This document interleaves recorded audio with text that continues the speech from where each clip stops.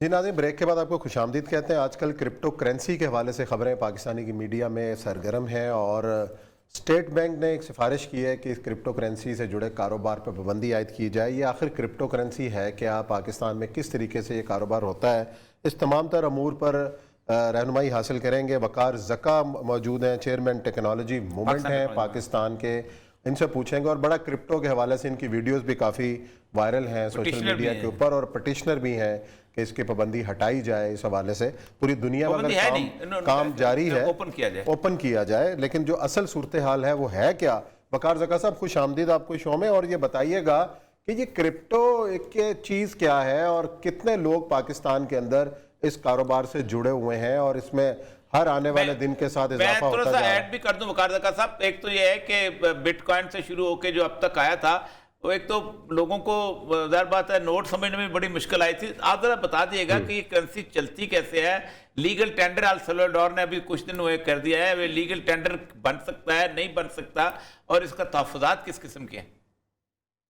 पहले तो बहुत बहुत शुक्रिया, मैं बहुत ऑनर्ड फील कर रहा हूँ कि औरिया साहब के शो में मुझे इस तरह बुलाया गया है। बहुत बहुत शुक्रिया सर। अच्छा, मैं मुख्तसर ये आम जुबान में समझाऊंगा।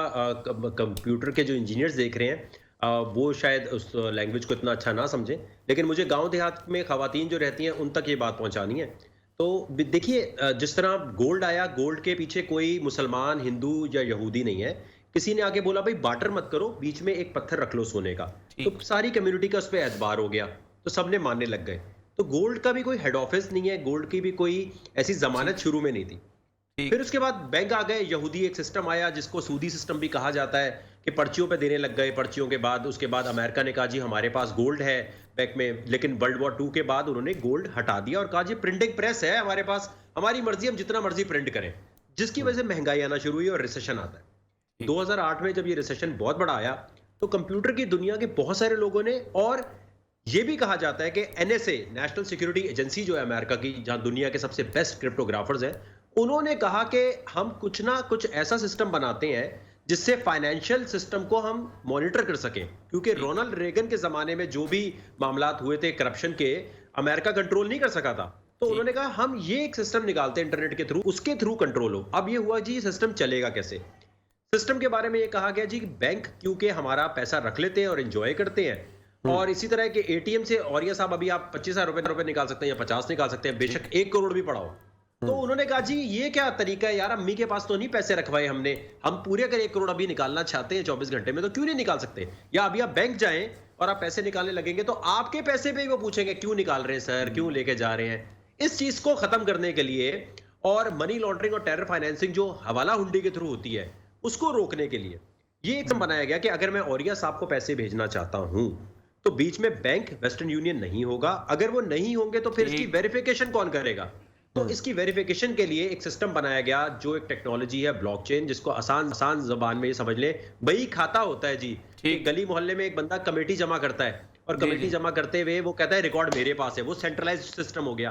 अब कैसा हो कि जो लोग कमेटी डाल रहे हैं उन सबको पता हो कि किसने कितनी कमेटी दी है और कब कब दी है, टाइम पता हो। उस सिस्टम को ब्लॉकचेन कह दिया गया, जिसमें पूरी दुनिया का एतबार हो गया। 2013 से इसके ATM अमेरिका में लग गए, यूके में लग गए, लेकिन क्योंकि हमें टेंजिबल चीजों का शौक है, प्रॉपर्टी नजर आनी चाहिए, गोल्ड नजर आना चाहिए, तो हमारे लिए एतबार करना बहुत मुश्किल है कि यार ये वर्चुअल दुनिया में क्या चीज है। तो बेसिकली बिटकॉइन एक ऐसे सिस्टम को, एक फाइनेंशियल सिस्टम की रेवोल्यूशन है। जैसे इंटरनेट आया, अब बिटकॉइन आ गया। बिटकॉइन को समझने के लिए अगर जल्दी समझ ना भी आए तो मसला नहीं है, दुनिया में सिर्फ 5-6% को समझ आया है, 3-4% ने पैसा लगाया है, 3 ट्रिलियन की तो मार्केट हुई अभी, तो टेंशन नहीं है इसमें। समझे। अच्छा, सरकार का एक छोटी सी बात यहाँ पर, एक तो ये है कि सोना जब उन्होंने बदला तो कागज लेके आए तो उसके पीछे रियासत की फोर्स थी, ताकत थी, वो उसने इस्तेमाल किया।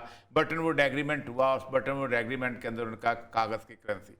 फिर 73 में पेट्रो डॉलर आ गया आपको ज़ाहिर मुझसे ज़्यादा बेहतर पता है, ये चीज़ हो गई। अच्छा, यहाँ मैं देख रहा था कि एक कम्युनिटी खुद बना सकती है, तो इसका मतलब ये है कि अगर ये इस तरह की मुख्तलिफ किस्म की कम्युनिटी बन गई जो कि सारी बात एक पर ट्रस्ट भी करती हों, और जिससे हम वो कहते हैं माइनिंग कहते हैं, कॉइन के माइनिंग जिसे कहते हैं, तो इसका मतलब यह है कि रियासत तो फिर इसका मतलब यह है कि इन फाइनेंशियल मामला से दूर हो जाएगी, अनलेस को इसको तस्लीम कर ले कि ये लीगल टेंडर है। नहीं सर, ये उसी तरह जैसे डॉलर जब नया-नया शुरू में हुआ था तो 2-3 तरह के डॉलर बन गए थे। हर स्टेट ने अपना एक डॉलर का वो हाँ निकाल हाँ लिया जी, था। बने थे बने तो थे। ये जी, शुरू में ना ऐसी एक सिचुएशन होगी, लेकिन ये इसी तरह जैसे बिटकॉइन आया, तो जिस तरह गोल्ड आया, गोल्ड के बाद चांदी आ गई, 3-4 और पत्थर आ गए, तो ठीक पोंजी है। स्कीम ज़रूर आएँगी, मल्टी लेवल मार्केटिंग ज़रूर होगी। लेकिन देखिए, अगर ये सिस्टम ठीक नहीं है, तो अमेरिका इसका एटीएम 2013 से क्यों लगाने दे रहा है? ठीक क्योंकि है। इंटरनेट की दुनिया में जो ट्रांजैक्शन होगी, वो तो वो मॉनिटर कर सकते हैं, हवाला हुंडी मॉनिटर नहीं कर सकते। अगर दहशतगर्दी की सपोर्ट के लिए पैसा दिया जाएगा पेपर करेंसी के थ्रू, वो कभी ये लोकेट बात नहीं हो तो सकता। ये तो बात तो सही है। इसलिए इंटरनेट के निजाम में अमेरिका ने, देखें, अमेरिका एफएटीएफ आज कहे बंद करो जो भी क्रिप्टो में डील कर रहा है, तो वो बंद करना पड़ेगा। एफएटीएफ कह रहा है भाई इसे फौरन रेगुलेट करो, इसके थ्रू तो हमें मॉनिटरिंग मिल रही है। अच्छा, बिटकॉइन की तरह आपने बिल्कुल दुरुस्त फरमाया कि मेमन कॉइन, फलाना कॉइन, शिया कॉइन, सुन्नी कॉइन, कुछ भी निकल सकता है। सही है। लेकिन वो फ्रॉड तो पेपर करेंसी में भी डबल शाह हर जगह अवेलेबल होते हैं। हो सकता है, हो और सकता है। जी, ठीक। जी। तो वो ये समझने की जरूरत है कि हक। जी सर, बोलिए। अच्छा, एक तो बात, ये बात आपकी ठीक है कि स्टेट उसको मॉनिटर कर सकते हैं, इंटरनेट को जो मॉनिटर करता है, जो ताकतवर है वो उसको मॉनिटर कर सकता है। लेकिन सबसे अहम तरीन बात ये पूछने वाली है कि इतनी एस्केलेशन जो है प्राइस में कैसे हो गई। मतलब देखा हमने 2012 में तो जो बिल्कुल आप और 78 लाख के करीब जो है वो ये कैसे हो गया इसकी वैल्यूएशन, क्योंकि जाहिर बात है आपकी कोई ना कोई उसकी क्रेडिबिलिटी इतनी एस्टेब्लिश हुई है तो इतना ज्यादा हो गया। बिल्कुल दुरुस्त फरमाया सर। 2015-16 में मरियम नवाज साहिबा से मेरी मुलाकात हुई थी और $268 का एक बिटकॉइन था। मैंने कहा देखें जी, गोल्ड के ऊपर भी लोगों का जब ट्रस्ट बना था ना, तो लोगों ने एकदम पैसा डालना शुरू करते थे और एकदम निकालते थे। ठीक। जैसे जैसे लोगों को यकीन आता है कि यार गोल्ड तो मैं ईमेल नहीं कर सकता, मैं बिटकॉइन कर सकता हूं, तो वो इसमें पैसा फौरन लगाते हैं। और फिर डर लगता है, एक डर लगता है कि हल्का सा नीचे गिर रहा होता है तो एक डर आता है। जैसे जहाज में भी बैठते हुए शुरू में लोगों को डर लगता था। टेक्नोलॉजी जब जब आती है, उसके डर की वजह से लोग जो है एकदम पीछे हट जाते हैं। तो जो इसमें उतार चढ़ाव है वो इसी तरह है कि एलोन मस्क और बड़े बड़े लोग जो है, जैसे पैसा इसमें लगाते हैं, जब उन्हें प्रॉफिट नजर आता है तो वो प्रॉफिट निकालते हैं। वो जो प्रॉफिट निकालने का अमल है, देखिए इसका बेहतरीन तरीका ये है कि जब ऑल टाइम हाई की आवाज आ रही है कि बिटकॉइन या कोई भी क्रिप्टो इस वक्त $60,000 की है, तो लोगों का एक सेंटीमेंट ये है कि वो उस वक्त पैसा लगाते हैं जब $268 पे मैं बता रहा था तब कोई नहीं लगाता था। $60,000 का हो गया, कह रहे इसमें पैसा कैसे लगाना है। इसी तमाम चीजों को देखते हुए आप यकीन मानिए कि इमरान खान साहब को हमने इतना बताया, लेकिन वो आज मेरे ही खिलाफ हुए हुए हैं। वो कह रहे हैं यार इसको किसी तरह अरेस्ट करो, ये हमें गलत चीज बता रहा है। एफआईए के दोस्त अहबाब मुझे कॉल कर रहे हैं कि वकार ज़का अपनी पिटीशन वापस लो, वरना तुम्हें अरेस्ट करके शायद मसूद की तरह हथकड़ियां लगा के घुमाएंगे। तो मैं हैरान इस बात पे हो रहा हूं कि डिजिटल इकोनॉमी की बात करने वाले आज डिजिटल करेंसी के खिलाफ कैसे जा रहे हैं, बनस्बत इसके कि वो इसको रेगुलेट करें। अच्छा, क्योंकि एक और पर्दा खवातीन के लिए। जी, अच्छा, कहाँ कहाँ पे ये रेगुलर हो चुकी है एक हमारे, सर्वे अगर की, हमसाया सर। मुल्कों में अगर बात करें तो आप बताएं जरा हमें। इंडिया में सर इस वक्त रेगुलेटेड है और कहा है कि कोई भी बाहर का एक्सचेंज यहां काम नहीं कर सकता। और लाखों की तादाद में क्रिप्टो करेंसी उन्होंने ली है। उन्होंने जो पाबंदी लगाई है वो ये लगाई है, जैसे पाकिस्तान में इस वक्त ऑफशोर कंपनीज चल रही हैं और पीटीए उसमें कुछ नहीं कर रहा। वो पबजी को बैन करता है, टिकटॉक को करता है, बाकियों को नहीं कर रहा। वो पैसा लेके जा रहे हैं, फ्लाइट ऑफ कैपिटल हो रहा है। इंडिया ने कहा हमारा एक्सचेंज सिर्फ काम करेगा और वो चल रहा है वहां पर। और दबा के शाहरुख खान, रणवीर कपूर एड्स में आ रहे हैं उनके। जब पाकिस्तान में मोबाइल फोन के एड्स चल रहे थे ना क्रिकेट T20 में, तब इंडिया के क्रिप्टो करेंसी के एप्लीकेशंस के एड चल रहे थे। देखें वो इतने आगे। अमेरिका में आप गूगल करें, 2013 से एटीएम लगा हुआ है। वो एटीएम किसने अलाउ किया होगा? यूरोप, अमेरिका, यूके, रशिया, सिर्फ चाइना वाहिद है जहां इस पे पाबंदी इसलिए लगाई गई है क्योंकि चाइना डी डॉलराइजेशन चाहता है। और चाइना को ये है कि यार डॉलर नहीं आना चाहिए भाई, अपनी हमें निकालनी, क्योंकि चाइना की आबादी इतनी ज्यादा है। उसमें गूगल बैन, फेसबुक बैन, लेकिन क्योंकि पाकिस्तान चाइना की सरपरस्ती में चलता है, जब कोई मसला था चाइना भाई मदद करो, तो जो चाइना कह रहा है वो उसके मुताबिक चल रहा है। लेकिन पाकिस्तान के पास जी अल्टीमेट मौका है इस वक्त सारे कर्जे उतारने का। मैं चैलेंज कर चुका हूं कि इमरान खान साहब आप मुझे आने दें, $3 बिलियन सऊदीया का फौरन वापस करना है। उनको वापस देने का एक ही तरीका है, जितने क्रिप्टो एक्सचेंजेस पाकिस्तान में काम कर रहे हैं, $1-1 बिलियन सबको बोले, ये 2 मिनट में पे कर देंगे। इनसे पैसे तो ले, रेगुलेट बाद में करें, पेनल्टी तो लगाए इन पे। सही। अच्छा, ये बताएं, सबसे अहम बात यह है जो आपने चाइना वाली बात की है कि चाइना और रशिया मिलकर अपना एक इंटरनेशनल मॉनेटरी सिस्टम लेके आ रहे हैं और वो नहीं चाहेंगे कि क्रिप्टो किस्म की चीज जो है वो उनका मार्केट के अंदर आए, वो लीगल टेंडर बने, जो कुछ है। क्या आप समझते हैं कि पाकिस्तान में जो रिसेंट मूव स्टेट बैंक ने की है वो अंडर चाइना गाइडेंस की है? सर वो तो डर के अंदर की है, इनकॉम्पिटेंस के तहत की है, कॉम्पिटेंसी नहीं है। और देखें, डाकिया कभी भी नहीं चाहेगा कि ईमेल आए, तो कभी कोई बैंकर चाहेगा कि उसकी जगह बिटकॉइन आए? बैंक तो खत्म हो जाएगा, सिस्टम ही था।